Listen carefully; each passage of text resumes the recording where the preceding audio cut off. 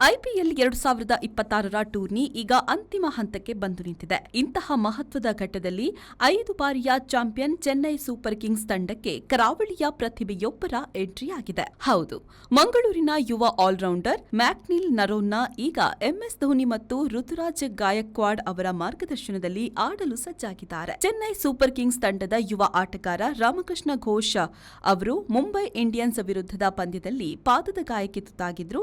ಈ ಕಾರಣದಿಂದ ಅವರು ಟೂರ್ನಿಯಿಂದ ಹೊರಬಿದ್ದಿದ್ದು, ಅವರ ಸ್ಥಾನಕ್ಕೆ ಕರ್ನಾಟಕದ ಭರವಸೆಯ ಆಟಗಾರ ಮ್ಯಾಕ್ನಿಲ್ ನರೋನ್ನ ಅವರನ್ನ 30 ಲಕ್ಷ ರೂಪಾಯಿಗಳ ಮೂಲ ಬೆಲೆಗೆ ಸಿಎಸ್ಕೆ ತಂಡಕ್ಕೆ ಸೇರಿಸಿಕೊಳ್ಳಲಾಗಿದೆ. ಮ್ಯಾಕ್ನಿಲ್ ನರೋನ್ನ ಅವರು ಕಳೆದ ಕೆಲವು ಸಮಯದಿಂದ ದೇಶೀಯ ಕ್ರಿಕೆಟ್ನಲ್ಲಿ ಅದ್ಭುತ ಪ್ರದರ್ಶನ ನೀಡುತ್ತಾ ಬಂದಿದ್ದಾರೆ. 2024-25ರ ಈ ಟೂರ್ನಿಯಲ್ಲಿ ಅತಿ ಹೆಚ್ಚು ರನ್ ಗಳಿಸಿ ಎಂಎ ಚಿದಂಬರಂ ಟ್ರೋಫಿಯನ್ನ ಮುಡಿಗೇರಿಸಿಕೊಂಡಿದ್ರು. 14 ಇನ್ನಿಂಗ್ಸ್ಗಳಲ್ಲಿ ಬರೋಬ್ಬರಿ 1037 ರನ್ ಕಲೆ ಹಾಕಿದ ಇವರು 2 ತ್ರಿಶತಕಗಳನ್ನು ಸಿಡಿಸಿದ್ದಾರೆ. ಪುತ್ತೂರಿನಲ್ಲಿ ಜನಿಸಿದ ವಿವೇಕಾನಂದ ಕಾಲೇಜಿನ ಹಳೆ ವಿದ್ಯಾರ್ಥಿಯಾಗಿರುವ ಮ್ಯಾಕ್ನಿಲ್ ಈಗ ಕರ್ನಾಟಕದ ಪರ ಸೈಯದ್ ಮುಷ್ತಾಕ್ ಅಲಿ ಟ್ರೋಫಿಯಲ್ಲೂ ಮಿಂಚಿದ್ದಾರೆ. ಅವರ ಈ ಸ್ಥಿರ ಪ್ರದರ್ಶನವೇ ಇಂದು ಅವರನ್ನ ಯೆಲ್ಲೋ ಆರ್ಮಿ ಸೇರುವಂತೆ ಮಾಡಿದೆ. ಸಿಎಸ್ಕೆ ತಂಡವು ಪ್ರಸ್ತುತ ಅಂಕಪಟ್ಟಿಯಲ್ಲಿ 5ನೇ ಸ್ಥಾನದಲ್ಲಿದ್ದು, ಪ್ಲೇ ಆಫ್ ತಲುಪಲು ಮುಂದಿನ ಪಂದ್ಯಗಳು ಬಹಳ ನಿರ್ಣಾಯಕವಾಗಿದೆ.